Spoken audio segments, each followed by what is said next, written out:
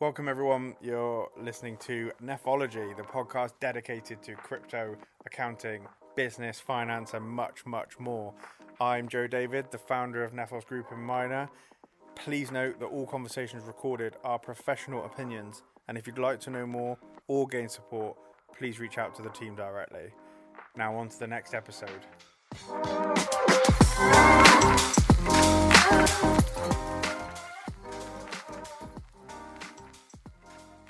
Hello everyone and welcome to the latest episode of the Nefos Group podcast. Today we've got a bit of an internal discussion with two of my least favourite people. I've got Adam to my right and Jamie to my left. Welcome, guys. Yay. But excited to be here. Thank you for being here. We are in a new location today in London. We recorded last week from Lisbon, Adam, didn't we? Correct. Today we're recording from London. It's only taken us about 20 minutes to get started. So, let's hope that... All my fault, obviously. No more hiccups on the way. Yeah. So, Adam, wanted to hand over to you to kind of lead on this one. Yes. So today I'm going to quiz you about common misconceptions, common myths around crypto and NFTs and blockchain and all the wonderful things. Fantastic. As you know, earlier when I was doing some research for this, I love it.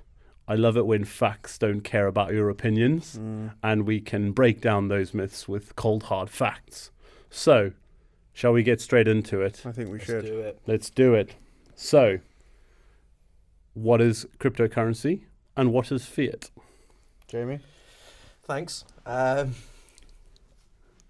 layman's terms, I guess, cryptocurrency can be seen as a separate asset, a separate denomination, if you like, aside from fiat, which fiat is your GBP or USD, so what we would call cash money would be your fiat. Whereas crypto is this make-believe thing on your screen, which is nothing like fiat is nowadays anyway. That's not going to go really far to help us dispel the myth of crypto being this magical, wonderful thing. Well, that's the thing, though. I don't think it's as complicated as people think it is to be. Much like fiat is numbers on a screen, well, so is crypto. It's just considered an asset rather than money. Correct, and like we said earlier, like before, I've had to take cash out a few times for a wedding this year. But apart from that, when have I actually had to draw money out and pay physical cash over? It's all numbers on the screen that I'm spending. So absolutely, and leading on from that, then, so explain to me like I'm five these next few questions. And Joe, do you want to do the joke that you were going to plan? And I said, explain to me like I'm five. You always act like you're five, so this will be easy. Okay, there we go. Good. We're still on the same wavelength. So what is a stable coin? So a stable coin is a crypto currency token that is designed to be pegged one for one to a fiat currency such as the US dollar. Okay, and how are these backed? How does that work?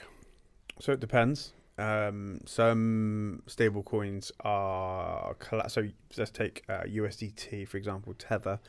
That stable coin is backed majority in cash and cash equivalents. I think about 70-75%, something like that. And then the rest in government bonds, private investments, and a small amount of cryptocurrencies. There is a cryptocurrency called DAI, a stable coin called DAI, DAI, and that is one of the large. I think it's the third largest, maybe the fourth largest stable coin, and that one is backed solely by other cryptocurrencies. Again, I think 50-60% in USDC, and then the rest in kind of Ethereum, Bitcoin, and things like that. And then the third thing you can have is an algorithmic stablecoin, which for those that don't know, didn't go too well in recent history, and the stablecoin's peg was backed by an algorithm that, based on the movement of the token, the smart contract would make a transaction occur in order to keep it at its peg. But the most recent version of that, Terra UST, when that was stress tested in live market conditions, it failed miserably and took the token to zero. So yeah, so there's probably some work to do on that. Just to add on that as well with stable coins, it's important to highlight that it's pegged, like you said, it's pegged to the dollar or whatever it might be. What that effectively means is, in terms of your capital gains, for example, when you're trading it and people are worried, oh, do I pay tax on it? Well, it'll be very minimal, if anything, and that would just be a small discrepancy because it's pegged against fiat. So what you're saying is I'm never going to get my my 20 quid back for my investment to Luna and Terra. Correct. Okay. Good luck. Yeah. So again, the next part, what is a blockchain? Simple, remember. Like I'm 5 again. Easy. So a blockchain is a series of blocks that are produced to manage and run the ecosystem. The blocks are validated in two ways, either through mining, which I'm sure we'll come on to, Correct. or through staking, which again I'm sure we'll come on to. Every transaction is on a public ledger, so a blockchain is a completely public ledger that anybody at any point can see, and the transactions have to be validated via these two methods. They have to be validated by every single node or mining machine, if you like, in order for the transaction to go through. Nice. So it would be as if I was writing on my old Facebook wall, and then I could never ever change anything ever on that again. Only add new things to it. I have no idea what a Facebook wall is, but I'll go with it. Yes, I'm yes. aging myself. Where the Facebook wall was about 2008, At 2009. least you didn't say Bebo. Yeah, Really? yeah. You certainly wouldn't be in my top 5 friends right now, Joseph. That's a bit But mean. that's on. You'd be in my top 5. Thanks. Oh, here we go. Just number 5 though. Yeah. Just. So a little simpler one after talking about blockchains. What is a CBDC? You want to take this? Absolutely not. Okay. It's a governmental input on the crypto space, if you like. So it's effectively a regulated asset on an unregulated ecosystem, if you like. Okay, it's what Rishi's going to bring in. He's going to bring in a Bitcoin, isn't he, for us? Yeah, and I see potential in it, but I haven't heard them actually announce any decent utility for it. I don't know if you guys have yet. For example, if they're doing grants, they can quite easily airdrop grants to personnel with a certain criteria. If they want to do child benefits, they could airdrop those as well, for example. So the speed of all these, say, benefits or care packages, if you like, that would be an incredible utility or potential. But I haven't heard about any utility so far. I think that's something that will have to come down the road as the action gets put in place to this. Oh, we're going to engage in the crypto sphere. Well, let's see when it comes to what you're actually going to do. I'm just worried that it's a very typical political thing to go, right, we're going to get involved. Right, excellent. What does that mean? Like, in what angle? How are you going to contribute? Well, we don't know yet. We're just going to get involved. Yes. Let's not get into a tangent with that, because I've got a few takes about that with other things they've done recently. Yeah. But on topic, what is mining? Because I think again the term mining probably means something to other people. It creates an image that you're mining coins, but actually, what does it mean when you mine? So mining, in the crypto sense, is a mechanism of consensus within the blockchain ecosystem called proof of work. And proof of work is this mining process, which basically is computer algorithmic code, and there is an answer, so a lottery number, if you want to call it that your computer needs to work out.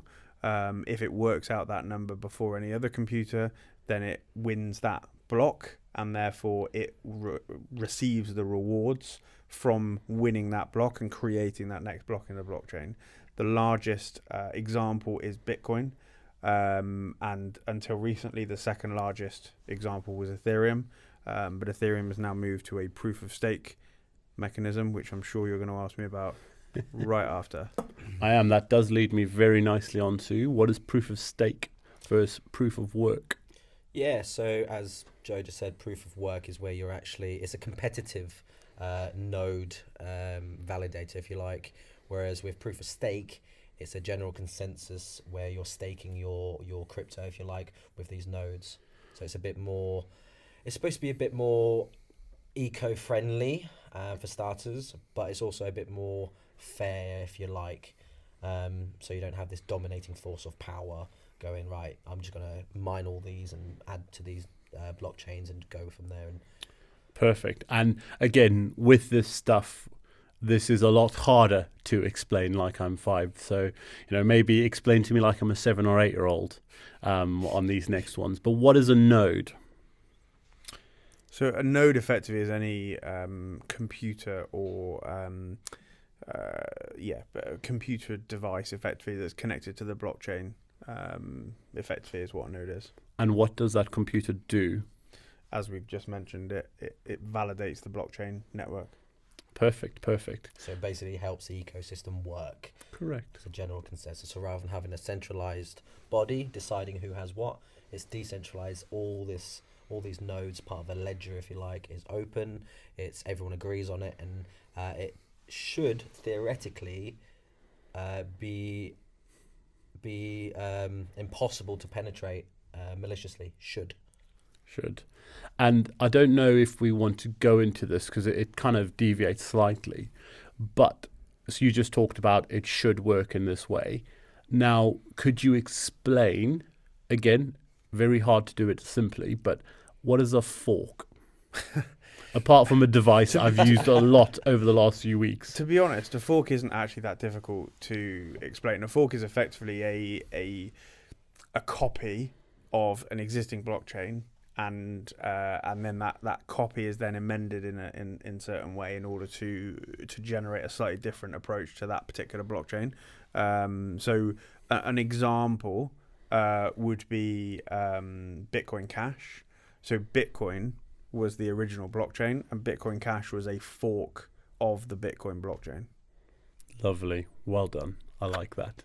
You're good at this stuff. You should do this professionally, I reckon. Well, I won't That's go that a good far. idea. Yeah. That's a really good idea. I won't go that far. I've got another hard one, and then I've added to it, and I'm going to go back to hopefully a few simpler ones. But DeFi, could you shed some light again? Like I'm a 7 or 8-year-old. Start me nice and easy. DeFi. So when mummy and daddy make you a meal. No, so DeFi, decentralized finance. So with traditional finance, TradFi, I guess, you would be in a situation where you're going to the centralized places, entities, and you're getting a loan or whatever it might be, or you're making money however it is traditionally through one organization, if you like. Whereas decentralized finance, where it is where you have these how do you explain this to a 7-year-old? Finance to a 7-year-old. I guess if I jump in, again, and it's not meant, the way I'm asking it is not meant to be offensive or anything to anyone. It's just for me, I think it's a very complex topic. And if you actually strip it back, it's not that out there and different. And, I know as finance professionals, it's easy for us to say that. So I think how I would start the description there is, I can go to Barclays and get a bank loan. However, DeFi, it means I can go to anyone particularly and get said bank loan or, credit from somebody. It's effectively peer-to-peer. Exactly. As opposed to peer-to centralized. The clue for me, the clue's in the title. It's decentralized. Correct. Centralized finance requires you to go to an individual or a company to say, I would like to do this, that, and the other. And they have to allow you and give you permission effectively to do that. With decentralized finance, it opens the financial world to anybody with an internet connection and a cryptocurrency wallet. Perfect. So again, let's strip it back. Let's go back to a little bit of the basics. What is a layer 1 protocol? I would say it's quite difficult to explain what layer 1 doesn't really mean anything as such. Layer 1 basically is the name that's given to some of the more early adopters, if you like, from a blockchain perspective. So typically a layer 1 protocol would be something like Ethereum or Avalanche. They are their own ecosystems. They've got their own kind of blockchain network. Layer 2s, I know you're going to come on to this, but it's just easier to do it in one thing, is then a kind of subsection of that layer 1. So Polygon is the biggest probably example of a layer 2 solution.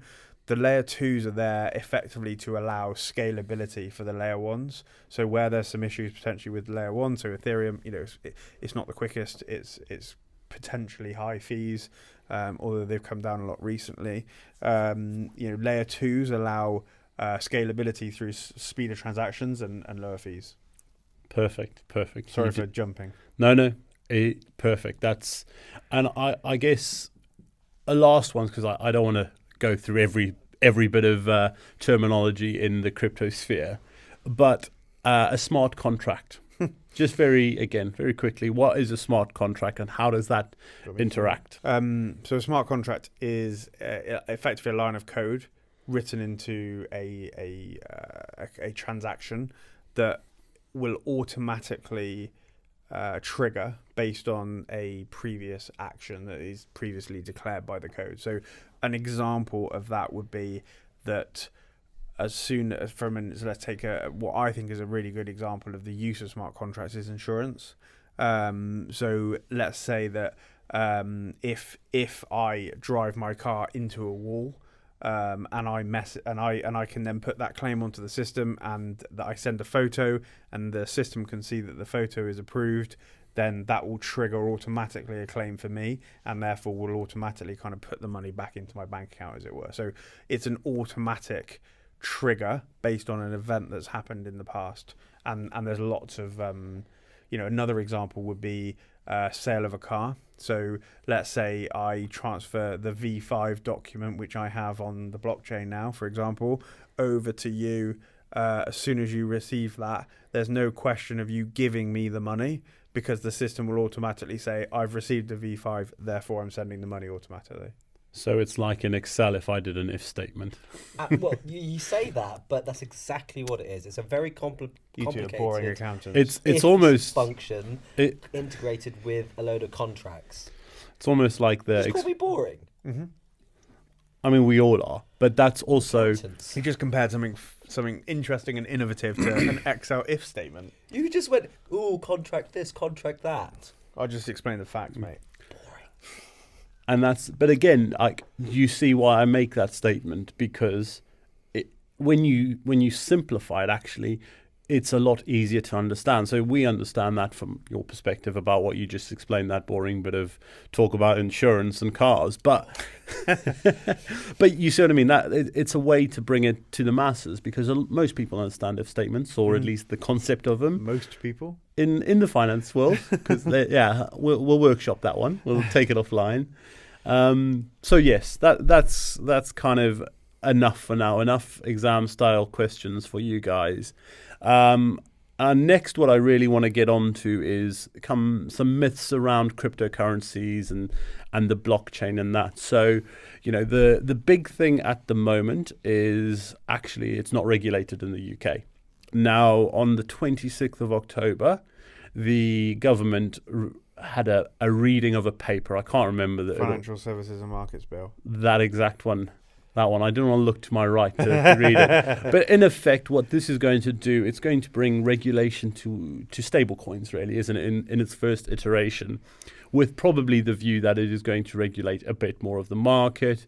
As we discussed earlier, a bit of NFTs. So we'll get onto that later, but we discussed earlier about actually, if you're launching an NFT project in the UK, actually, the FCA are probably going to be more hot on that, because it has utility, and that's a bit of a topic for later. But my first question to demystify for you guys, really, and I will read out some facts, because God, I love a good fact. But crypto is just used for illegal activities. 100% true. Next. That's not how it's meant to work. I think this originated from a few years ago. I'm sure we're all aware of these scams where people were getting hacked, and to access their own data, they would demand money in some form of crypto, most likely Bitcoin. Now, with any asset of value, fiat inclusive, GBP, for example, you can always be bribed for that. The reason why they were using Bitcoin, maybe they thought it was untraceable at the time. Maybe they thought it was technology we didn't understand. I'll be surprised if we can't go back and look at the blockchain and go, right, who was this person? Can we identify it down to an IP address, for example, or anything like that? So I think that derives from this stigma, which is still there, that people were using it for illicit activity. It itself was not illicit, and they were using it for illicit activity. So, like I said, I like facts, so I'm going to give you some facts. According to Chainalysis, a company that investigates blockchain crimes through data analysis, in 2021, they did an analysis that actually, of all the cryptocurrency transactions, only 0.15% were fraudulent. And of those number of transactions that were in fact fraudulent, 82% of this related to scams. So again, goes back to the person rather than the chain. And a topic that's really close to my heart is bounce back loans. So the loan recovery scheme was put in place to help people. And actually, to date, per HMRC's own documentation, 1.1 billion of this money has already been described as fraudulent and lost to the economy. So, and is there any way for them to have a look at a public ledger and have a look at where the transactions occurred and where they went? And absolutely not. Okay. And I think if only that technology was in it. It's interesting. And also there's been loads of studies and Panorama on this, Panorama TV programs, and for instance, I read earlier there's somebody, £20,000 fraud and they're doing 2 years in jail. That to an element they've been caught. The scale of fraudulent money that has now left the country and was not picked up at all is probably beyond that number. So we're talking fraud and we focus on the cryptocurrency side of it, but why are we not looking at the other side of it? So yeah. I think it boils back down to what you said initially, really. It's about the human interaction of whatever the asset is, whether it's Bitcoin, fiat, loans, whatever it is. If it's fraudulent, it's fundamentally fraudulent regardless of the asset type involved. And we've already shown some of this now. But number 2, cryptocurrencies, they don't have real world use cases. Crypto having no utility whatsoever. Earlier today, I got paid into the business in a cryptocurrency. And I will use said currency to make a payment to a supplier as well a little bit later on. So, I mean, there's a utility in itself immediately. I think, with all new technology, things pop up, they don't work, they go away. Things pop up, they don't work, they go away. It's a development of technology. Yeah. And my next question to you would be, how often do you use your AOL email? Stop jumping ahead because we'll get there. Oh, sorry. Just going back to the whole blockchain technology we were talking about earlier on as well. The utility doesn't have to be for services or for purchasing stuff necessarily. No. These smart contracts are genuinely going to be a fundamental underlying factor for the future of everything finance in every single way. Like you said about the insurance thing, fair enough, but how long does it take you to buy a house? Yeah. So long. Imagine if he goes, right, I would like the house, boom, boom, boom, boom, boom, boom. This is how much they wanted. This is how much I sent. Background checks are underway in seconds. The transfer's going on. And instead of a deed for the house, you might get an NFT, for example, which all it is a bit of technology that says you own this asset. Well, that's the same as a bit of paper saying the same thing at the end of the day. Let's not jump too far ahead. And also not to, I'll tell you off, but also not to jump around, but a bit like we said earlier about what a blockchain is. It's effectively a digital agreement that can't be changed. So I used an example. We'll get to it when you describe NFTs, but an NFT is kind of a digital document. However, there's an important distinction with them. Can't be altered. So immutable ledger. Exactly. And there are use cases, as we see with the clients we have, they're across many different industries. we have a client that is probably dealing in one of the oldest industries going in terms of, and working in Africa with suppliers and things like that. And that is actually how they make sure that supplier payments and all these sorts of stuff are done correctly. They use a blockchain so that everyone can see it there and then. It's one of the oldest industries going, but they apply technology to it and can work in a better way. It is just an evolution of technology. Before the pandemic, you'd go and buy a car, you'd have so many forms of paper to fill out. I got my car last year after the pandemic. In the office, I actually didn't, they asked me to sign one thing, like, you can go now, it's done. Because everything was digital then. And it's just that evolution of the technology. Number 3, this one, I think there is some credence to it, but we will explain in detail and kind of critically look at it. But crypto is bad for the environment. So, everything's bad for the environment these days, if you ask environmental activists. So,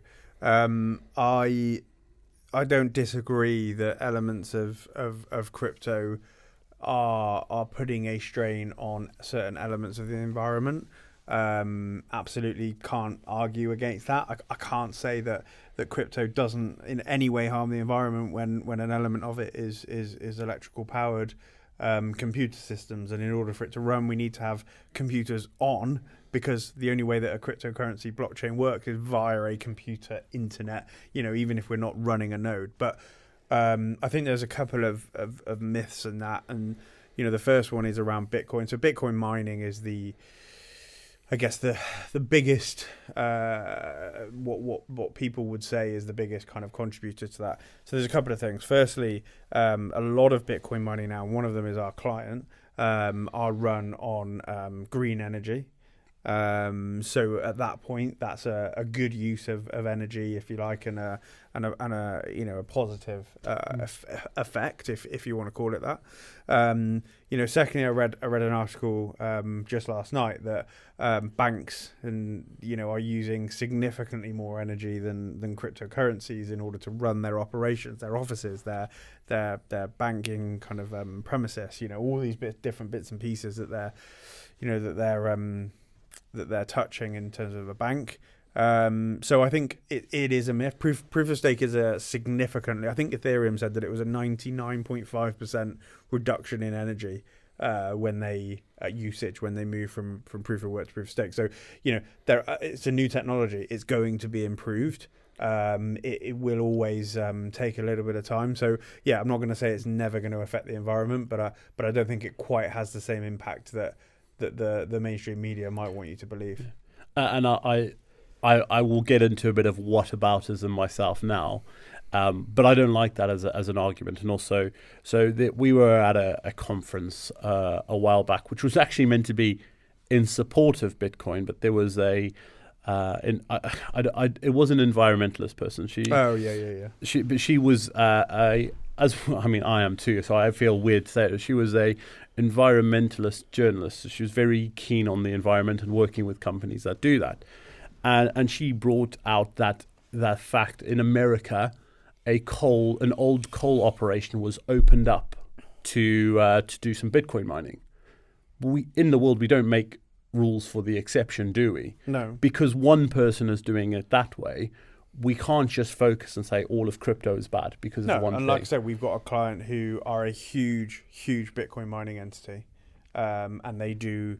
I don't want to say all because I don't know that for a fact, but they do the majority, at the very least, of their Bitcoin mining through green energy and green resources. So yeah, you're right. When you find the negative, you can always find the opposing argument. You've got to remember, though, with any business, there's going to be some implication on the environment regardless. I mean, we've got lights on, for example. Yeah, this podcast is... I mean, look how many lights we've got, microphones, computers. So we're always using energy. Cameras. There's a big thing about carbon accounting and the trading of these carbon allowances and tokens, if you like, which is going on.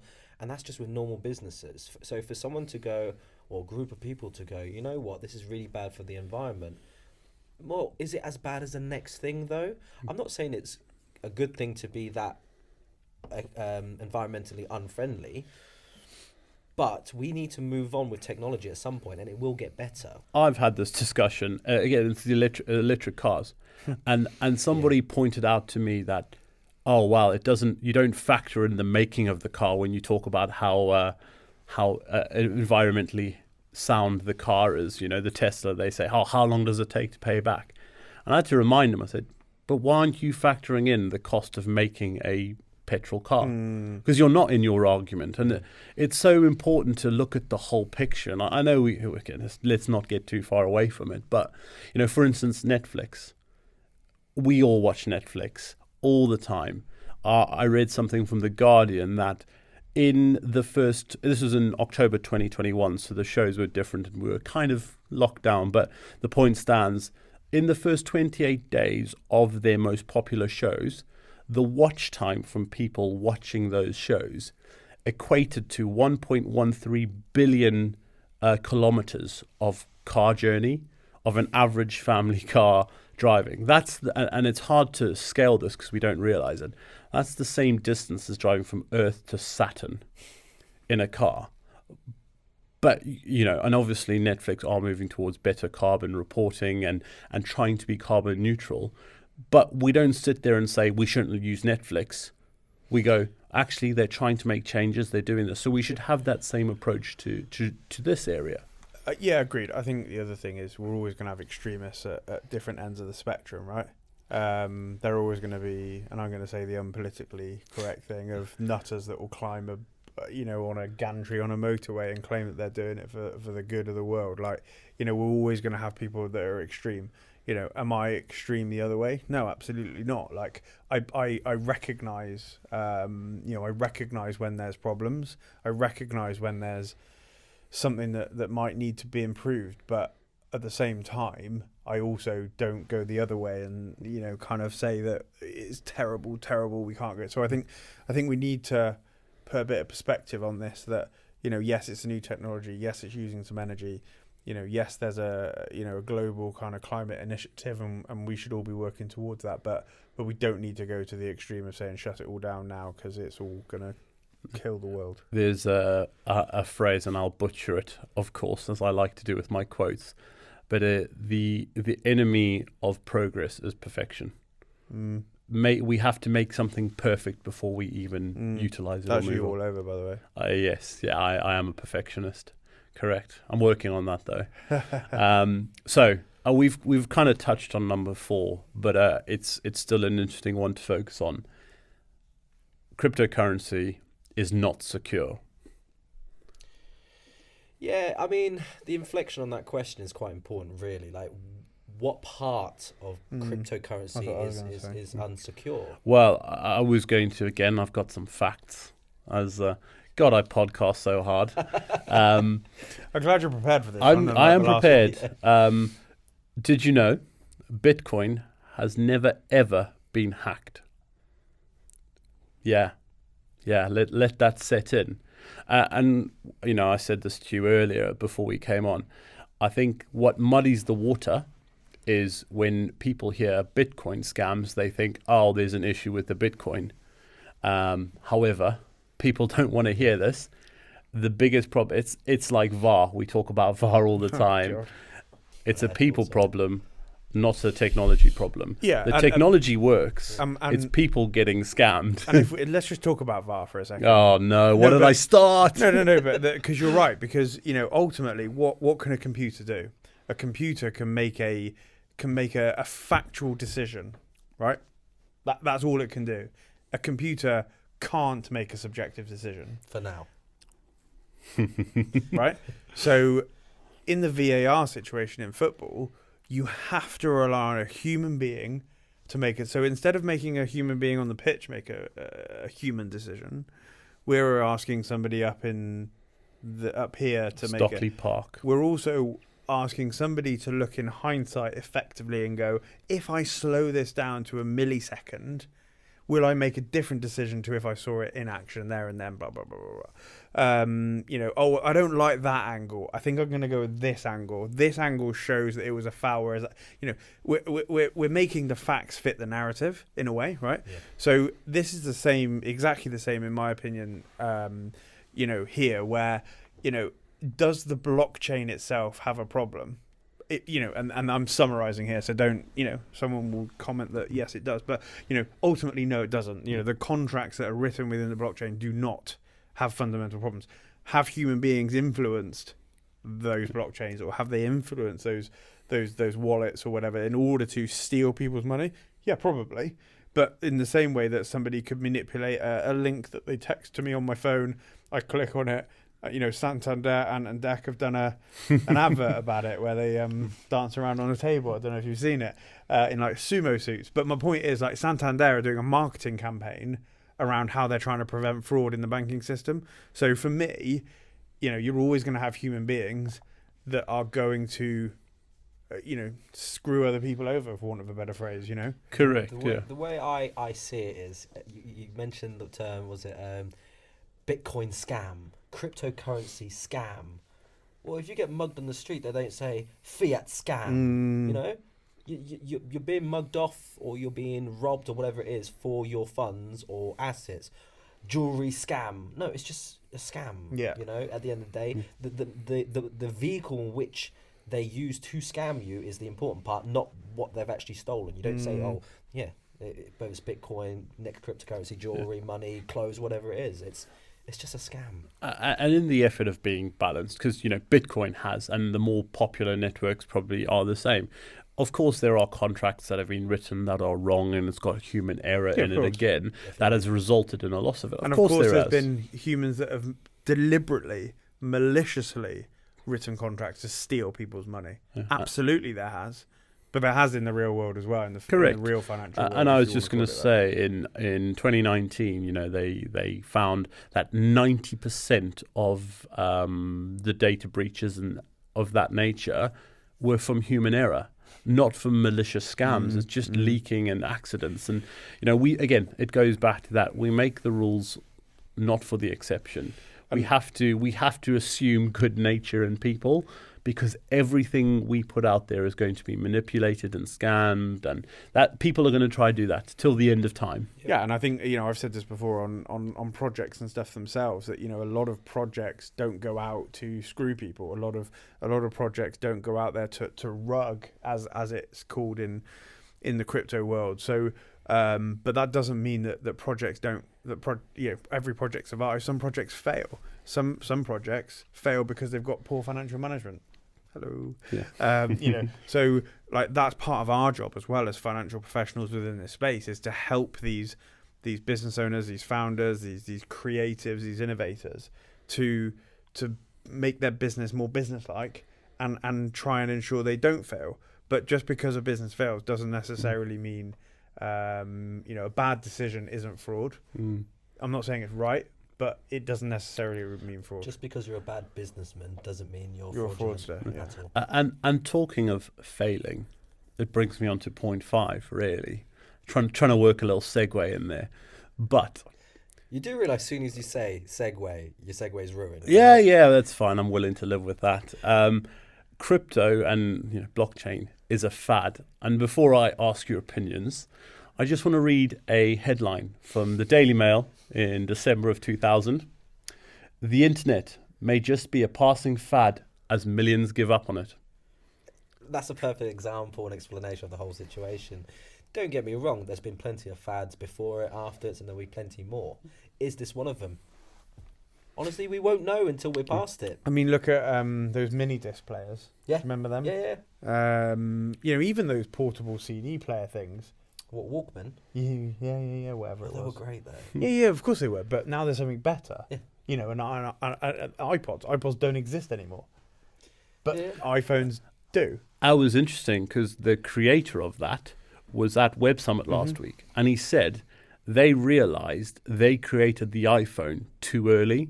And that wore out the iPod. It took away their own product. It took away their own product. Agreed. But that doesn't mean that the iPod was a bad product. It doesn't mean that a Walkman was just ahead of its time. And that's the same here, right? Is that we've got a technology that is absolutely brand new. And is it making mistakes? Absolutely. But is it trying to open the financial world for hundreds of millions of people around the world that don't have access right now? I think so, and I think that's a good thing. I think the important thing to to have your mental state in, I guess, is much like how the internet isn't what it used to be. We're talking about Web 3, you know. I don't want to go into that, you know, I don't want to open up that can of worms, Web 1 and then Web 2 and then Web 3. And they're all fundamentally completely different to each other, but we've labeled it the internet, much like the iPod and the iPhone and all that, fine. But where we are with crypto right now is completely different to where we were 4 or 5 years ago, and completely different to where we will be in maybe even a year's time. So yes, it will develop and it might be called something else, but at the same time might still have that internet label that, despite it being a completely different product, still has the same name and is still here and no longer a fad. And again, to pull out another quote from the research, I don't want to claim this because it is a really good quote, and I also want to preface this all by saying we're not saying because the internet was the same sort of thing that its success is in any way linked to crypto, because it's important to be critical as well. However, there are similarities, and there's research out there that showed that. But the internet was never a fad. It was always a real technological advancement. It's not a single product, system, or platform.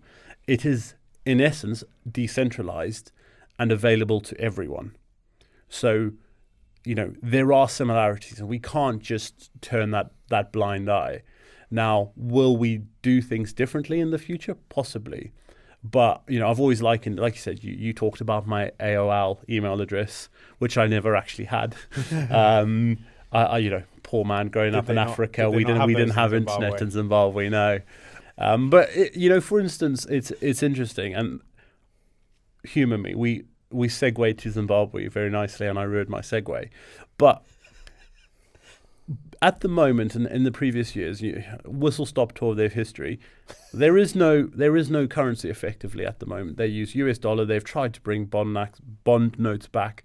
You know how people pay for things? Mobile phones. They send each other eco cash, which is like you put credit on your O2 phone or EE.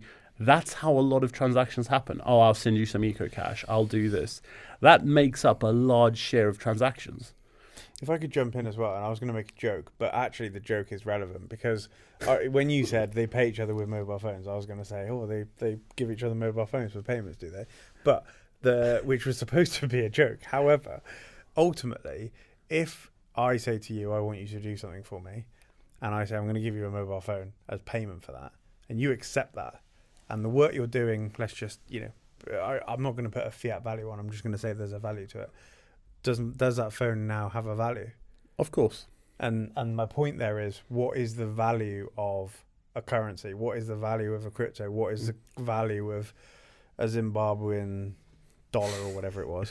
Yeah. You know, it ultimately it is whatever value we as human beings A put collective on. decision. There was something about a place near Australia or something like that they used to pay each other with rocks or something, which I think is where the Ether Rocks NFT project came from. But anyway, yeah, I think to me that's the point, right?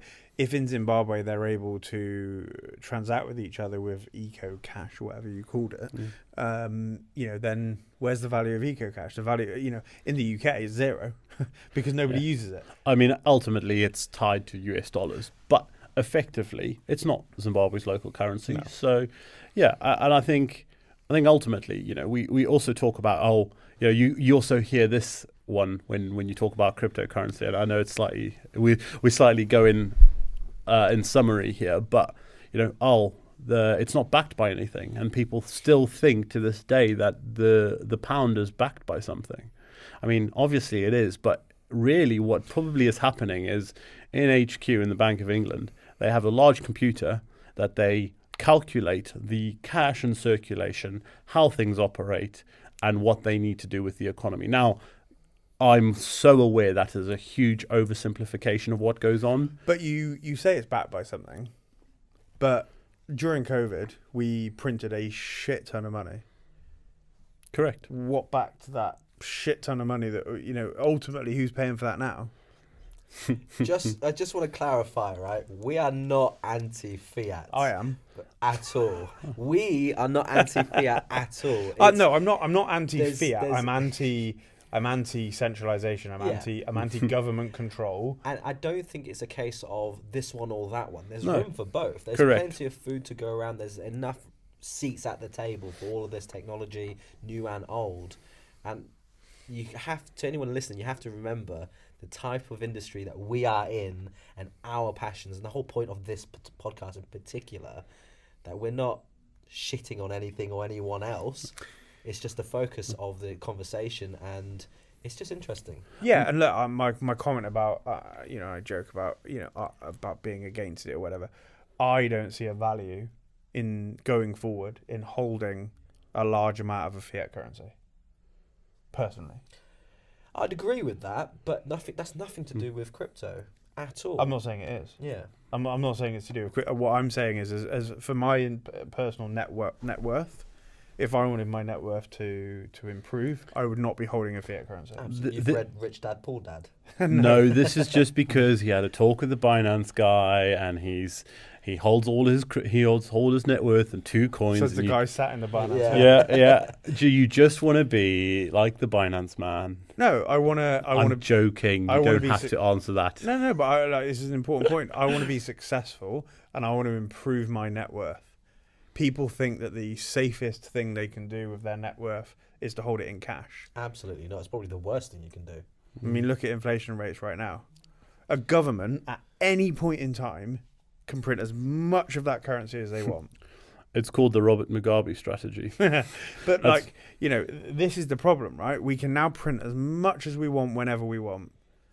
So what do people now expect? That we're now sat in a position where, the economy isn't in a great place, inflation is through the roof. What do you expect? And that's why people need to think of cryptocurrencies literally not as a currency. Yeah, as an alternative investment asset or an alternative depends on the utility of solution. the particular token. See, it's interesting. We disagree slightly there, but this has gone on quite long. What do we disagree on? We've got. Well, I think there is elements, and there should be a digital currency. Why not?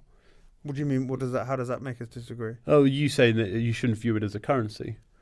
I think the terminology cryptocurrency, which covers 20,000 tokens out there in the ecosystem, I think is the incorrect way to look at that. Correct. That as a group, I think they should be a group as digital assets or whatever we want to call them, crypto assets, whatever you want to call them.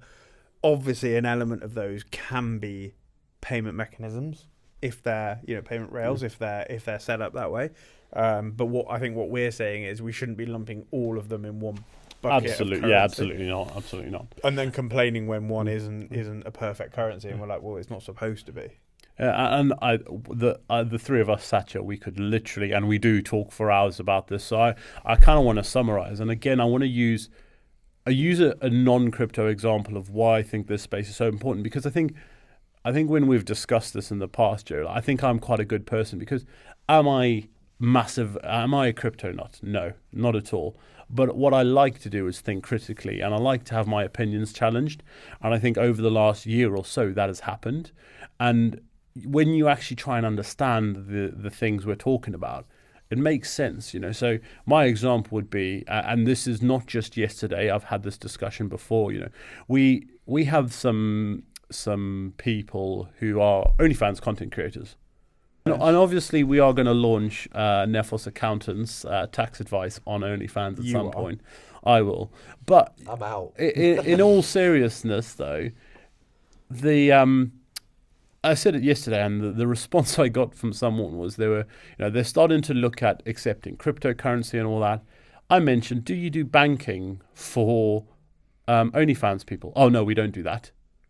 It's adult content creation. It's like, so what? Yeah. Like, how are we in today's day and age, and banks are not allowing people to set up accounts for whatever reason, and for not for having links to Russian oligarchs or anything nefarious, just not, anyone on the street, if they wanted to do OnlyFans, they will struggle to open a bank account. But we have actual clients who run normal businesses struggling to open bank accounts. They need to do better.